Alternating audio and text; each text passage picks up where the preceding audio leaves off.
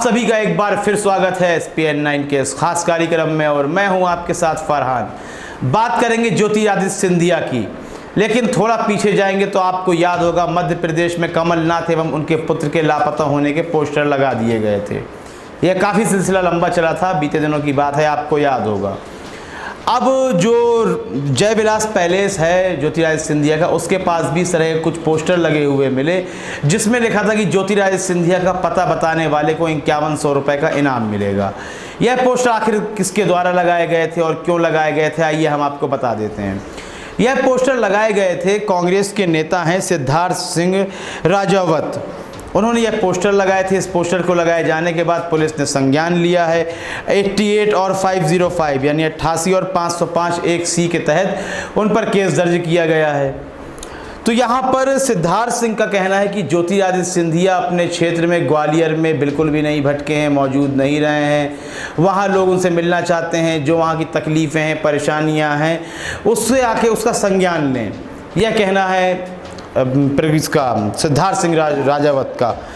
अब बात यह है कि भारतीय जनता पार्टी इसमें बीच में आई है, उन्हें इस बात से परेशानी हुई है कि आखिर इस तरह का काम क्यों किया गया। बिल्कुल नहीं किया जाना चाहिए।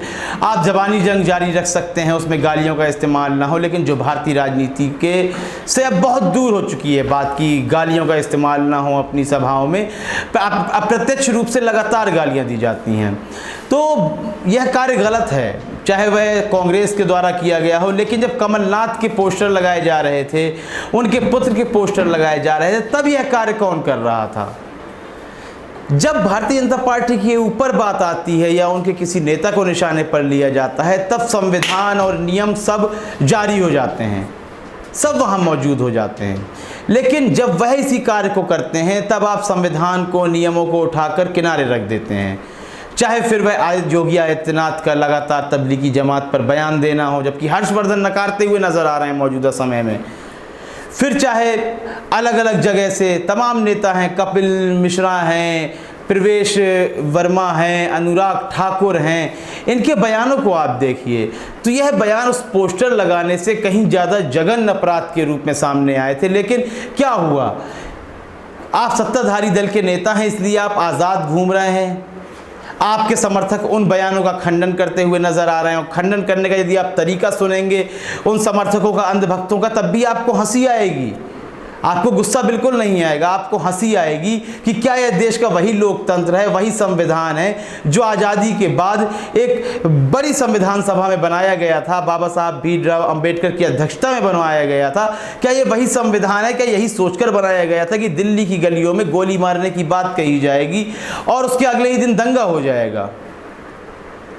तो यह पोस्टर लगाने से बहुत बड़ा काम हुआ था। इस संबंध में आप हमें बताएं कि कांग्रेसी नेताओं ने पोस्टर लगाया है, भले ही वह गलत है, लेकिन कितने लगातार गलत काम होते चले आ रहे हैं। क्या उसमें अब तक कोई गिरफ्तारी हुई? क्या अनुराग ठाकुर, प्रवेश वर्मा, कपिल मिश्रा, दिलीप घोष की गिरफ्तारी होनी चाहिए या नहीं होनी चाहिए? आखिर यदि वे आज़ाद हैं मौजूदा समय में, तो क्या कारण है इसका?